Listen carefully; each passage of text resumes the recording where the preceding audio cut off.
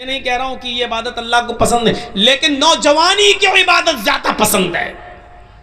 غور کرو، وہ حضرت حنظلہ رضی اللہ تعالیٰ عنہ جن کی شادی ہوئی ہے اور آج پہلی رات ہے، رخصت ہو کر بیوی گھر پہ آئی ہے، آج شادی ہوئی، آج پہلی رات ہے، شوہر اپنی بیوی کے ساتھ، حنظلہ اپنی بیوی کے ساتھ سو رہے ہیں. میاں بیوی کے درمیان جو تعلق ہوتا ہے وہ بھی قائم ہو چکا ہے. اتنے میں جنگ کا اعلان ہو جاتا ہے، جہاد کے لیے نکلنے کا اعلان ہو جاتا ہے.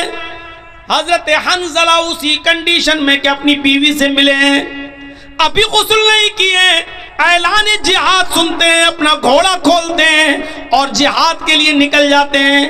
بیوی کہتی ہے، آئے میرے پیارے شوہر، میں تمہیں روک تو نہیں رہی ہوں، جہاد فرض ہے، تمہیں جانا بھی چاہیے، لیکن کم سے کم غسل تو کر لو، نہا تو لو. ابھی آپ نے میرے ساتھ صحبت کی ہے، میرے ساتھ ہم بستر ہوئے ہیں اور فوراً میدان جہاد میں جانے لگے ہیں، کم سے کم آپ غسل تو کر لو. فرمایا، آئے میری بیوی، اعلان نہیں سنا ہے، یہ ندائی، یہ آخری آواز ہے. اس آواز کو سننے کے بعد کوئی شخص بھی اب تھوڑی دیر بھی اپنے گھر میں نہیں رک سکتا ہے. میری بیوی، میں غسل کے لیے کیسے رک جاؤں کہ یہ آخری ندا آ چکی ہے کہ اب کوئی بھی اپنے گھر میں نہ رکے. میں فوراً نکل رہا ہوں، اللہ میرے دل کے حال کو جانتا ہے، اللہ میرے دل کی نیت کو جانتا ہے. اٹھے، گھوڑا کھولا اور دوڑے اور چلے گئے میدان جنگ میں، لڑے، کئی کافروں کو قتل بھی کیا، لیکن اس جنگ کے اندر خود بھی شہید ہو گئے. شہید ہو گئے.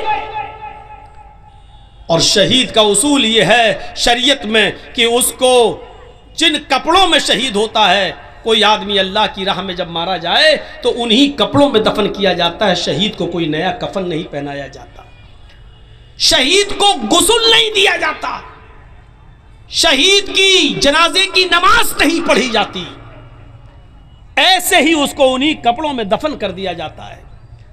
جب اس کو دفن کرنے کے لیے لے جایا جا رہا تھا تو حنظلہ کی بیوی کہنے لگی، اے اللہ کے رسول، میرے شوہر کو غسل دے دیجئے.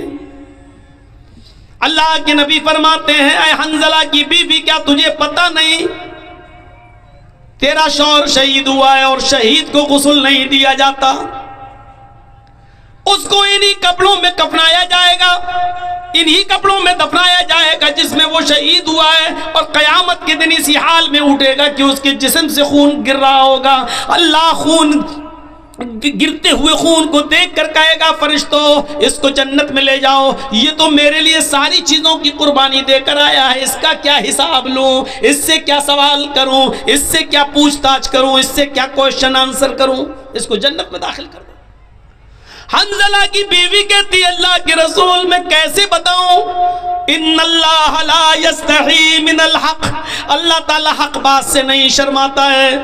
میری شادی ہوئی تھی، حنظلہ نے میرے ساتھ رات گزاری تھی اور میرے ساتھ صحبت کی تھی، اور جب آخری اعلان سنا تو بغیر غسل کے وہ نکل گئے اور جہاد کرنے لگے. میں اس غسل کی بات کر رہی ہوں جو غسل بیوی سے ملنے کے بعد کیا جاتا ہے.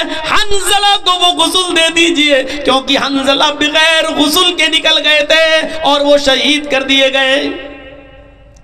تھوڑی دیر توقف کیا، اللہ کے نبی جناب محمد رسول اللہ تھوڑی دیر رکے رہے اور تھوڑی دیر کے بعد فرمایا، ساتھیو، اس جنازے کو اٹھاؤ اور قبرستان میں لے جا کر ان کو دفن کرو، میں بھی چل رہا ہوں. حنظلہ کی بیوی پھر بولی، اے اللہ کے نبی، اتنی دیر رکنے کے بعد بھی آپ نے غسل نہیں دیا. فرمایا، اے حنظلہ کی بیوی، اپنے گھر جا، تیرے شوہر کو محمد رسول اللہ کے غسل کی ضرورت نہیں ہے. آسمان سے 70,000 فرشتے زمین پر اترے اور ان فرشتوں نے تیرے شوہر کو غسل دے دیا. تیرا شوہر غسیل الملائکہ ہے، فرشتوں نے تیرے شوہر کو غسل دے دیا ہے. تیرے شوہر کو ہمارے غسل کی ضرورت نہیں ہے، تیرا شوہر فرشتوں کے ذریعے غسل دیا ہوا ہے. اور پھر حنظلہ کو دفن کر دیا گیا. میرے بھائیوں، یہ نوجوانی کی عبادت تھی. اپنی پیاری بیوی کو چھوڑ دیا، پہلی شادی، پہلی رات، 24 گھنٹے بھی اپنی بیوی کے ساتھ نہیں رہ پایا، اور اعلان سنا، نکل گیا، جہاد کیا اور قتل ہو گیا، شہید ہو گیا۔ ایسا نوجوان اللہ کے عرش کے سائے میں ہوگا۔ وَشَابٌ نَشَأَ فِي عِبَادَةِ رَبِّهِ، وہ عقبہ ابن نافع جس نے اسلام کا پرچم لہراتے لہراتے، دائیں اسلام بائیں اسلام پیچھے اسلام سامنے سمندر، اللہ میں دائیں دیکھتا ہوں تو تیرے نبی کا جھنڈا لہرا رہا ہے، بائیں جہاں جاتا ہوں تیرے نبی کا پرچم لہرا رہا ہے، پیچھے مڑ کے دیکھتا ہوں اور جہاں جہاں تک میں گیا ہوں تیرے نبی کا جھنڈا لہر چکا ہے، سامنے سمندر ہے، اب میں کیا کروں؟